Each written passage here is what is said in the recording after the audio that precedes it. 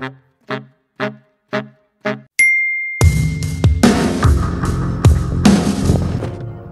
ako nga pala si Mark T. Maglalaba tayo ngayon. Habang naglalaba ako, naisip ko lang, maraming gusto mag-YouTube pero konti lang yung tumatagal. 2017 ako nag-start mag-YouTube. Ito yung mga time na paangat na si Kong TV sa pag-YouTube. Na 100,000 subscribers na siya nun. At isa ako sa mga bata na na-inspire niya. 2017, sobrang dami ng YouTuber, small YouTuber na pumasok sa YouTube. Noong 2017, simple lang yung requirements ni YouTube. Naalala ko, maka 1,000 views ka lang nun, pwede ka na ma-monetize.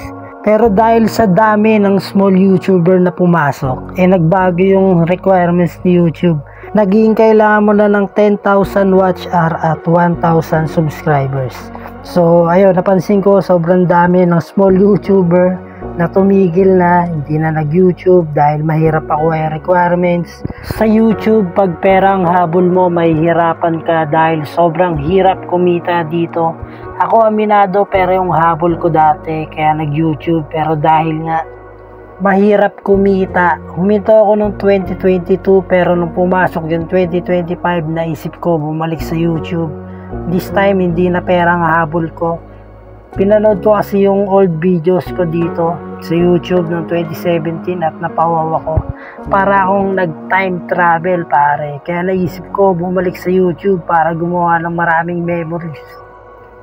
Kung kumita man ako dito, salamat. Pero kung hindi kumita, okay lang din. Ang importante ngayon ay makagawa ako ng maraming videos, maraming memories para after 5 to 10 years meron akong mga videos na papanoorin ulit at makikita ang dating ako at parang nakapag time travel ulit ako. Yun yung purpose ko kaya nag YouTube ulit ako.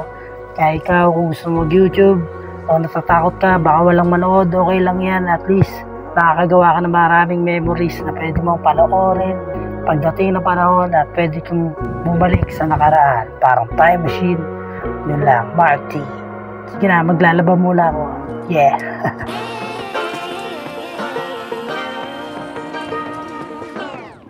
I like to be educated, but I'm so frustrated. Hello to my loneliness. I guess that ignorance is bliss. Take me back to before the new. Rewind, take it out of cue.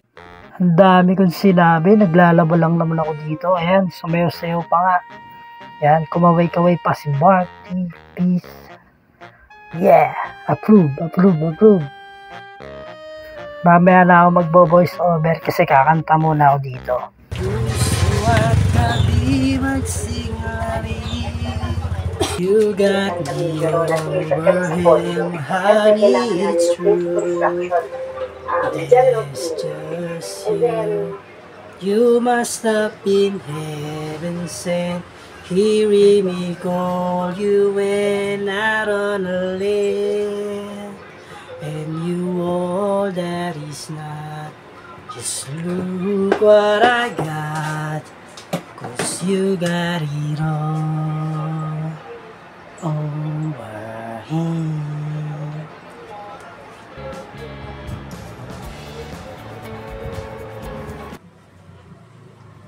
Yun! Okay, ito na yung mga panahon na tapos na tayo maglabayan. Siyempre kailangan ligpitin ang ating mga timba, planggana at kung ano na pa man.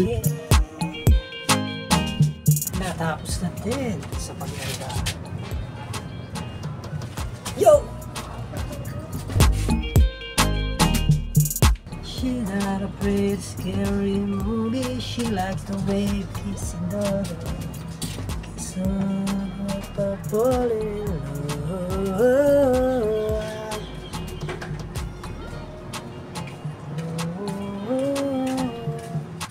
Ayun, iniisip ko dito, nakagawa tayo ng memories ulit. Yeah, kaway-kaway. Yeah. Mark T. Tapos din na maglaba, tol. Thank you, Mark T.